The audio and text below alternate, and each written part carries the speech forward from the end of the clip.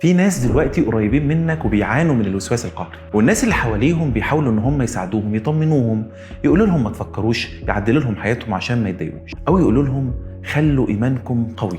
والشخص حالته بتسوء اكتر، مش لان المحيطين بيه لا سمح الله ناس وحشه، لكن لانهم من غير ما بيعرفوا بيعالجوا الموضوع غلط.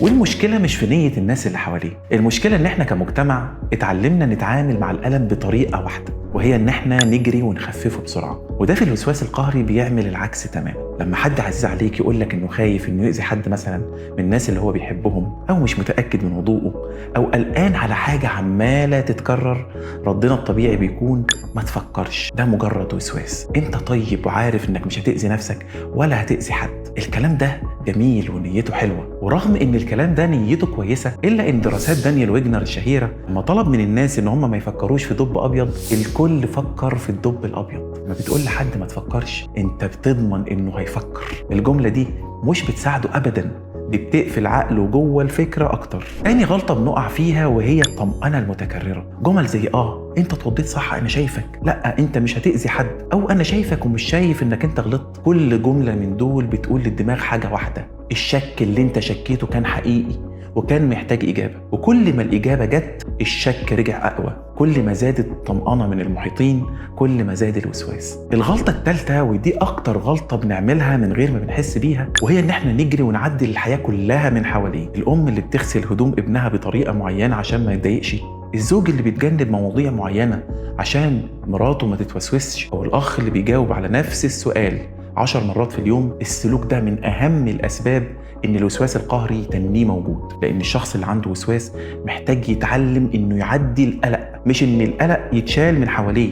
لما بنشيل القلق من حواليه، إحنا كأننا بنقول له أيوة في خطر وإنت مش قادر تتعامل معاه.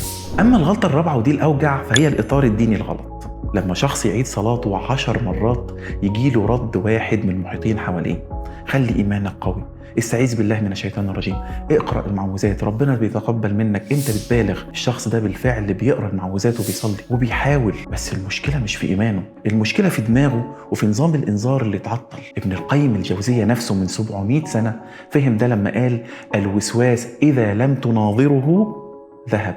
يعني الحل مش انك انت تنصحه ان هو يزود الطقوس الدينية، الحل انك تبطل تجاوبه. لما بنقول لحد اقرأ اكتر، ممكن نكون بنزود الطقوس عنده من غير ما نعرف. واحنا هنا مش بنلوم حد ابدا، الاهل والمشايخ والاصحاب كلهم بيحاولوا، بس في فرق مهم جدا بين النية الحسنة والاثر الحقيقي. مجتمعنا اتعلم ان الحب معناه تخفيف الالم بسرعة عشان المريض يطمن، نجري نعدل الحياة عشان اللي احنا بنحبه ما يتضايقش. وده في الوسواس القهري عكس العلاج بالظبط. العلاج الحقيقي بيبدأ لما نتعلم نقول أنا هنا معاك، من غير ما نرد على الوسواس أو نطمنه على وجوده. إحنا مش محتاجين نبقى أطباء نفسيين، محتاجين نفهم حاجة واحدة: مساعدة حد عنده وسواس مش معناها إنك تشيل عنه عدم اليقين، معناها إنك تساعده إنه يتحمله، وإن أول خطوة حقيقية هي إنه يشوف متخصص.